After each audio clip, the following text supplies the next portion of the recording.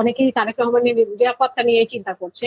আপনি এই আশঙ্কা করছেন কিনা, এটা একটি বিষয়। আর তারা যেটা বলছে যে তারা ডিসেম্বরে আসবে, আসলে কি সম্ভব কিনা, মানে তাদের পেছনে বিদেশি কোনো, ভারত ছাড়া অন্য কোনো শক্তি কাজ করছে কিনা আসার জন্য? আহ আপনার কাছে কি মনে হচ্ছে, যেরকম 5 জুলাই ফার্স্ট মানে 5 আগস্ট হওয়ার জন্য একটা বিরাট শক্তি ডিপ স্টেট কাজ করেছিল, সেরকম কোন ডিপ স্টেট শেখ হাসিনার জন্য কাজ করছে কিনা? আচ্ছা, ফার্স্ট হচ্ছে বলি, জনাব তারেক রহমানের নিরাপত্তার ঝুঁকি আছে। বাট কথা হচ্ছে এই ঝুঁকি আছে দেখে উনি তার বর্তমান স্ট্যান্ড থেকে চলে আসবেন তা না। উনাকে মনে রাখতে হবে উনি প্রেসিডেন্ট জিয়ার ছেলে, যিনি একজন বীর উত্তম, একজন সাহসী সৈনিক। উনি তার ছেলে, অতএব তিনি বর্তমানে যে পররাষ্ট্রনীতি নিয়েছেন এটাতে তার উপরে আহ থ্রেট আসবে। কারণ আমার ক্যালকুলেশনে ভারত চিন্তা করবে হচ্ছে যেটা তার জন্য সবচেয়ে ভালো।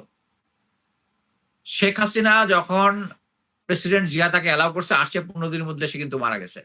সো তারা যদি হিসাব করে যে বর্তমানে তারেক রহমান আমাদেরকে এই দিতেছে, এখন যদি তারেক রহমানকে সরাই দিই তাহলে দুইটা জিনিস হবে। একটা হচ্ছে যেই নেক্সট প্রেসিডেন্ট হবে তার মধ্যে ভীতির সঞ্চার হবে, হ্যাঁ, যে তার হুম। ডিরেক্ট থ্রেট আছে, এবং এটা অন্যদের জন্য তারা একটা মাইলেজ পাবে। সো এই জিনিসটা জয় করার জন্য উনি এই ওনাকে এটা ফেস করতে হবে, তার সিকিউরিটি বাড়াইতে হবে। ভারতে যদি উনি যায় তাহলে উনার থ্রেট থাকবে, আমি তো ক্লিয়ারলি বলতেছি। এই জন্যই এই মুহূর্তে পরিস্থিতি সিচুয়েশন হওয়ার আগে উনার ভারতে যাওয়া উচিত হবে না, নাম্বার ওয়ান। নাম্বার টু, যেটা বলছেন ডিপ স্টেটের এই যে তার ফেরত আসার ব্যাপারে, এটা তো আছেই। এই একটু আগে আমি যেটা বললাম যে তারা বলতেছে যে তারা এত জন লোক একসাথে চলে আসবে। বাট এটার সাথে যেটা হবে, বাংলাদেশে তাদের যদি কানেকশন না থাকে, বাংলাদেশের সাথে যদি কানেক্টেড, তারা যদি 112টা প্লেন হুম। নিয়ে ল্যান্ড করে, আমি যেটা মনে করি জনগণ পিটায় মেরে ফেলবে ওগুলারে। জাস্ট তখন মানবাধিকার এক সাইডে রেখে দিবে। ওরা যে 1,500 লোক যারা মারছে তাদের ফ্যামিলিরা এখনো দেখতেছে যে কারো কারো খুলি চলে গেছে, চোখ উপড়ায় গেছে, তারা আজীবনের জন্য ল্যাংড়া হয়ে গেছে। এই লোকগুলা তো আছে বাংলাদেশে, কোনো এক্সিস্টিং, ওটা তো 71-এর কাহিনী বলতেছি না, এক্সিস্টিং, তাদের স্মৃতিতে আছে এখনো। হুম। ওরা হুম। প্লেনে নামলে ওদেরকে পিটায় মেরে ফেলবে।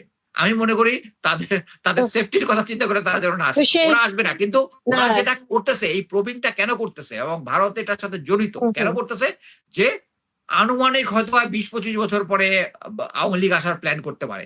এটাকে তারা 10 বছরে মানে করার চেষ্টা করতেছে। এখন থেকে ধাক্কা দিতে দিতে দিতে যদি তাড়াতাড়ি করতে হয়, মানে তারা যেটা বুঝাইতে পারে আন্তর্জাতিক ইয়াতে যে বাংলাদেশে এখন আওয়ামী লীগের আছে। কিন্তু আমি একটা জিনিস বলতে পারি, বাংলাদেশে এই যে বিদেশে আপনার যে সমস্ত অপরাধ দেখতেছেন, ওই যে বললাম না প্রতিটা মসজিদে $1,000 করে দিছে, সেম জিনিস এই হুম। হুম। ইয়াতে হুম। যারা আছে তারা শুধু এখন ডলার খরচ করতেছে, ওই ডলারের লোভে ওগুলা যাচ্ছে। সো হুম। হুম। বাংলাদেশে হুম। যেগুলো আছে এগুলো হচ্ছে কয়েকদিন আগে আসছে যে যাদেরকে মিছিল করার জন্য টাকা দিছে, ওরা মিছিলে না হুম। দেয় এআই দেয় মিছিলের বানায় পাঠায় দিচ্ছে। মানে মোট কথা হচ্ছে বাংলাদেশে যারা আছে টাকা খাচ্ছে। আমি মনে করি this is a good thing.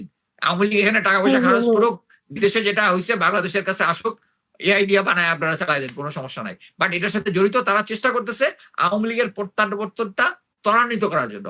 হয়তোবা হুম। 30 হুম। বছর হুম। থেকে 25 বছর, 25 বছর থেকে 20 বছর, 20 বছর থেকে 15 বছর যদি কমাইতে পারে, এটাই তাদের অ্যাচিভমেন্ট। হুম। হুম। হুম। কিন্তু আমরা তো শুনেছি যে এখানে সে যাতে নিরাপদে আসতে পারে, মানে শেখ হাসিনা যাতে নিরাপদে আসতে পারে, কোথায় রাখবে এগুলোই, মানে যাচাই বাছাই করার জন্য এসেছে। এগুলা কি আসলে সোশ্যাল মিডিয়ার গুজব? মানে না না না, প্রধান এটা যে গুজব এসেছে না। উনি। এটা তো আমি আমি হুম। আমি আমি প্রথমে আমার লাইফে বলেছি যে